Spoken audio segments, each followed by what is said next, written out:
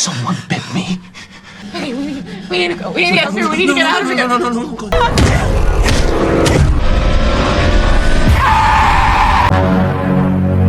Halo para fans dimanapun kalian berada. Kembali lagi bersama saya Miao, reviewer film horor terbaik abad ini. Demi meraih pundi-pundi AdSense dan memberi makan babu saya di rumah, saya akan menemani kalian dengan salah satu film horor Amerika yang sempat bikin heboh tahun 2022. Tapi disclaimer dulu, saking darknya film ini, ayo bocil-bocil keluar dari sini, karena ini bukan film buat kalian. Dan inilah Barbarian. Malam itu hujan turun dengan deras. Kita akan diperkenalkan pada seorang wanita bernama Tess yang saat ini baru saja tiba di depan rumah dengan mobilnya. Rumah itu baru saja ia sewa melalui sebuah aplikasi. Namun ketika ia hendak membuka pintu, rasa kesal muncul karena kunci yang seharusnya ada di kotak penyimpanan ternyata tidak ditemukan.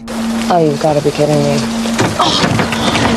Ia pun menelepon tuan rumah, akan tetapi si tuan rumah justru bersikap acuh tak acuh, bahkan mengabaikan keluhan yang dilontarkan Tess. Karena hal itu, akhirnya Tess melihat lingkungan sekitar. Namun anehnya, tidak ada satupun rumah tetangga yang menyala, sehingga terlihat sangat gelap dan menakutkan. Merasa jengkel, Tess memutuskan untuk kembali ke dalam mobil. Dan di saat mau pergi, tiba-tiba Tess melihat seseorang telah menyalakan lampu dari dalam rumah yang sebelumnya telah ia sewa. Pertanda ada seseorang di dalam rumah. Tess pun turun dan menggedor-gedor pintu sambil melontarkan makian hingga muncullah seorang pria bernama Kate. Tess yang bingung bertanya kepada Kate, mengapa dia berada di sini? Padahal Tess telah menyewa rumah tersebut sejak 1 bulan lalu. Yeah, my email says 476 Barbary. That's here, right? And my code works for the lockbox. I'm supposed to be in here. Kate yang mendengar hal itu pun bingung, karena ia sendiri juga telah menyewa rumahnya. Jadi pertanyaannya, siapakah yang salah? Entahlah, hanya Shahroni yang tahu. Akhirnya, Kate menyuruh Tess untuk masuk ke dalam lantaran di luar masih hujan dan sudah larut malam. Menurutnya, tidak baik wanita berdiam diri lama-lama di luar rumah. Dengan rasa takut dan ragu, Tess masuk ke dalam rumah dan meminta izin untuk menggunakan toilet. Kate lalu meminta Tess untuk menunjukkan bukti pemesanannya, dan sebaliknya pun begitu. Benar saja, ternyata telah terjadi double booking. Hanya saja, dalam hal ini, Kate lah yang terbukti menyewa rumah itu terlebih dahulu. Merasa kalah, Tess mencoba memesan hotel tetapi tidak ada kamar yang kosong. Melihat hal tersebut, sebagai pria sejati, tentu saja Kate berkata kepada Tess untuk tetap stay di rumah ini hingga fajar tiba. Lalu Tess bisa menggunakan kamar sedangkan Kate akan tidur di sofa. Saat berada di dalam kamar, Tess menemukan dompet milik Kate. Untuk berjaga-jaga, Tess memotret KTP milik Kate dan mengembalikan dompet tersebut.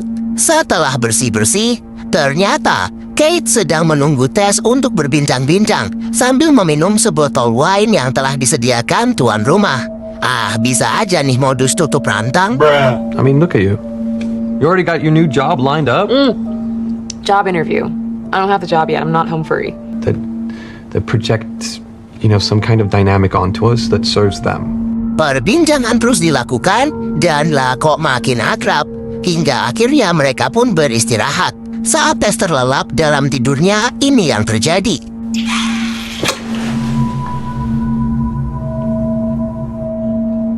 Tess terbangun karena mendengar sesuatu, dan saat melihat sekitar, ternyata pintu kamarnya telah terbuka. Merasa diintip, Tess menghampiri Kate. Namun ternyata Kate masih tidur dan terlihat seperti sedang mimpi buruk. Melihat Kate yang terus mengigau, Tess membangunkannya. The fuck? I'm so sorry. What are you doing? Keesokan pagi, Tess yang siap untuk pergi keluar melihat surat di atas meja dari Kate yang mengatakan bahwa ia sudah pergi terlebih dahulu karena ada urusan. Pada saat keluar rumah, Tess terheran dengan lingkungan sekitar lantaran tidak ada satupun rumah yang nampak berpenghuni di komplek ini. Tidak ambil pusing, akhirnya Tess pergi ke kota untuk menemui Catherine, sang sutradara di mana mereka akan melakukan wawancara. Catherine sempat bertanya di mana Tess tinggal. Tess pun memberitahukan lokasi rumah yang ia sewa. Mendengar itu, Catherine memperingatkan Tess untuk tidak tinggal di daerah itu. Namun Tess tidak mendengarkan ucapan Catherine. Setelahnya, Tess kembali ke rumah dan saat ia sampai di sana, Hey, little girl! Hey! Come here! Hey, little girl! Come out that house! Go away! Come out that house! ya, dari kejauhan datang seorang gelandangan yang mengejar Tess dan berkata bahwa ia harus segera keluar dari rumah itu. Segala usaha dilakukan Tess hingga akhirnya ia berhasil masuk ke rumah. Ketika sedang mules sambil merenung, Tess kehabisan tisu toilet sehingga ia mencari tisu hingga ke ruang bawah tanah. Dan tanpa diduga pintu ruangan itu tertutup dengan sendirinya sehingga Tess terjebak. Sambil menunggu bantuan, ia mulai mencari jalan keluar dan menemukan seutas tali yang terhubung ke pintu.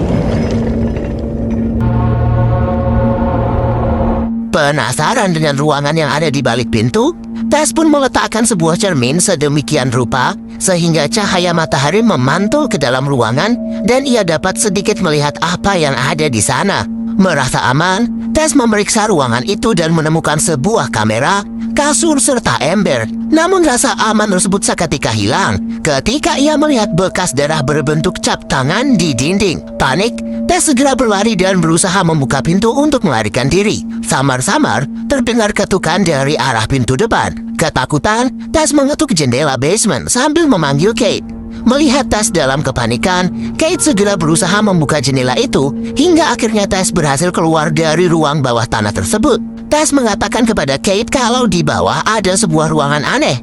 Lalu di dalamnya terdapat ranjang, kamera, dan ember. Dengan cepat, Tess mengajak Kate untuk pergi dari rumah. Namun bukannya menurut. Kate justru ingin memastikan kebenarannya dan meminta Tess untuk tidak pergi. Kemudian, Kate memutuskan untuk masuk ke ruangan itu. Namun setelah beberapa waktu, ia tidak juga kembali. Terpaksa, Tess memberanikan diri masuk untuk mencarinya. Saat memeriksa kamar, Kate tidak terlihat dimanapun. Sebaliknya, Tess justru menemukan sebuah lorong sempit yang lebih dalam dan gelap.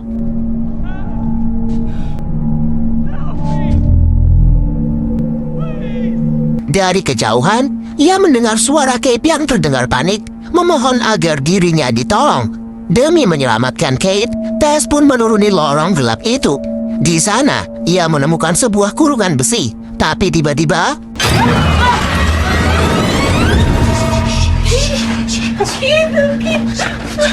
Kate yang ketakutan mengatakan bahwa ada makhluk aneh di dalam sana dan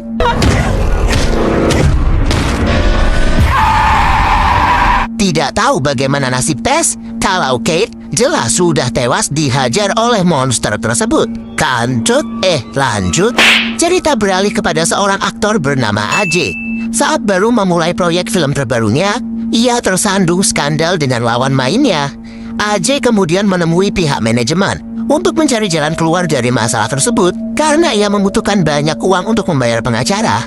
AJ juga diberitahu bahwa dananya sudah hampir habis dan satu-satunya pilihan yang tersisa mungkin adalah dengan menjual rumahnya. Daripada menjual rumahnya sendiri, AJ lebih memilih untuk menempati rumah tersebut. Dan ternyata, rumah milik AJ adalah rumah yang disewa oleh Tess dan Kate.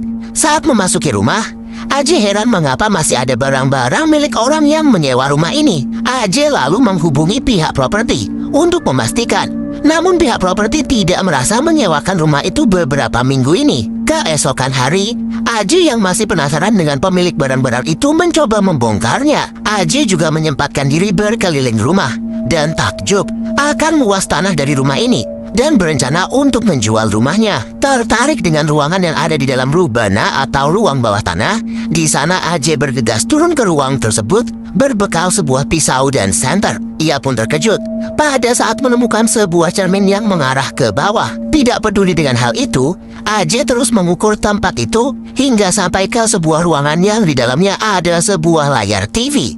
This process is relaxing, not just for the baby, but for Di mana ada video tentang ibu yang tengah menyusui anaknya dan tiba-tiba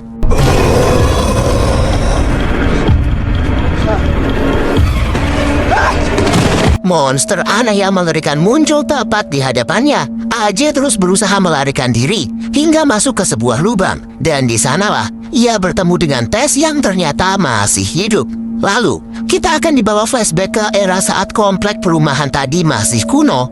Terlihat, seorang pria sedang membeli perlengkapan bayi di supermarket.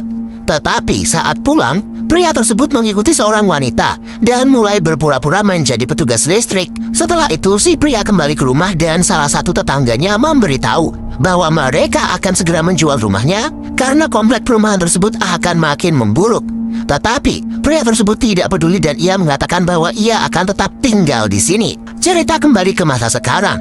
Terlihat, monster itu sedang memberikan satu botol susu untuk AJ dan Tess. Di situ, Tess mengatakan kepada AJ untuk tetap mengikuti kemauan monster itu jika ingin selamat dan bersikaplah seperti seorang bayi. Tetapi AJ menolak untuk meminum susu, sehingga membuat monster itu marah lalu membawa AJ pergi. Blah, blah, blah, blah, blah. Oh, God! AJ dipaksa untuk meminum ASI si monster tersebut. Melihat kesempatan itu, Tess berusaha kabur dari sana. Namun tanpa sengaja, Tess menginjak meteran yang sebelumnya digunakan oleh AJ. Tidak lama, monster itu mengejar Tess lagi dan beruntungnya, Tess ditolong oleh seorang gelandangan. Ternyata, gelandangan itu adalah seseorang yang pernah mengejarnya dulu. Dia mengatakan untuk pergi dari sini dan jangan masuk ke dalam rumah itu lagi. Namun Tess mengatakan bahwa ada seseorang di dalam sana dan ia membutuhkan bantuan. Ngeyel tingkat dewa orang ini. Di satu sisi, AJ tengah mencari jalan keluar dan menemukan sebuah ruangan. Di sana ia menemukan seorang pria tua. Pria tua itu adalah pemilik rumah yang sebelumnya kita lihat di era perumahan komplek yang masih kuno. Entah apa yang ada di pikiran pria tua itu, namun ia memutuskan untuk menembak kepalanya sendiri. No, wait! Usaha Tess mencari bantuan kepada polisi pun sia-sia, di mana polisi tersebut tampaknya tidak percaya dan memilih pergi karena ada tugas lain yang lebih penting. Akhirnya, mau tidak mau Tess memecahkan kaca jendela dan kembali masuk ke rumah untuk mengambil kunci mobilnya. Lalu ini yang terjadi.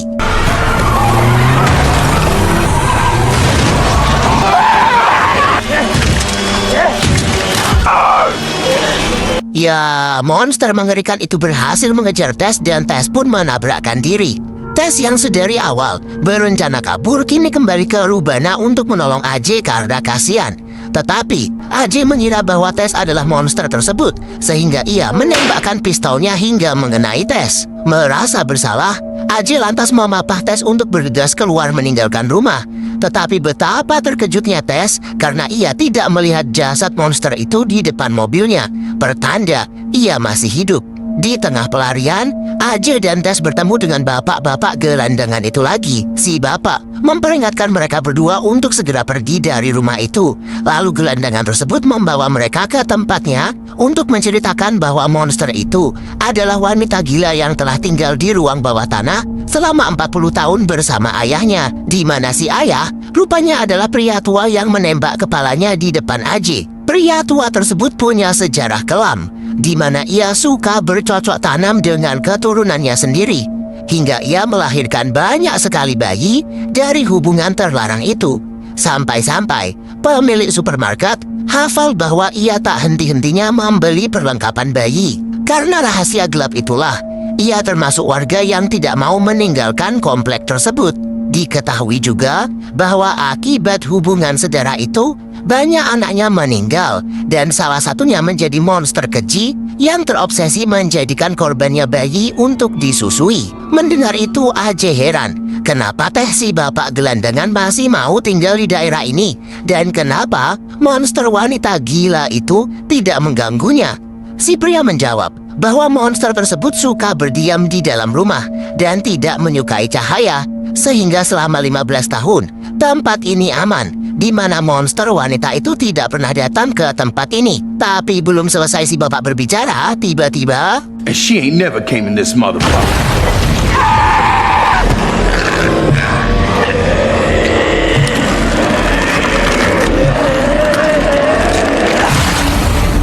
Ya, terjadi anomali di mana monster itu keluar dari rumah.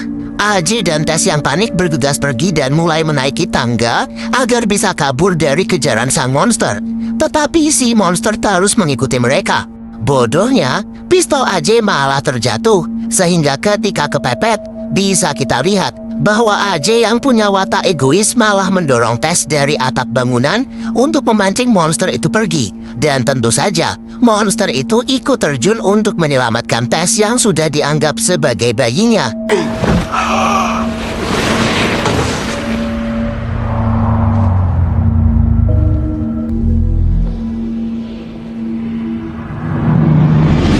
Saat AJ turun untuk memeriksa keadaan keduanya, ternyata Tess jatuh di atas tubuh si monster, sehingga ia pun selamat. Lalu ketika AJ sedang playing victim dan meminta maaf kepada Tess, tiba-tiba monster itu terbangun dan langsung menggaplok AJ hingga tewas. Puas sekali saya melihatnya.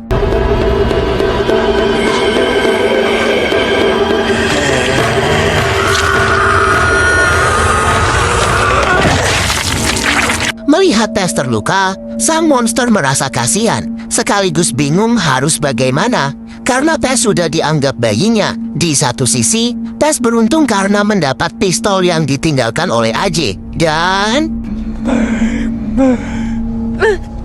monster itu pun tewas akibat ditembak oleh Tess. Tamat, ending yang sangat memuaskan.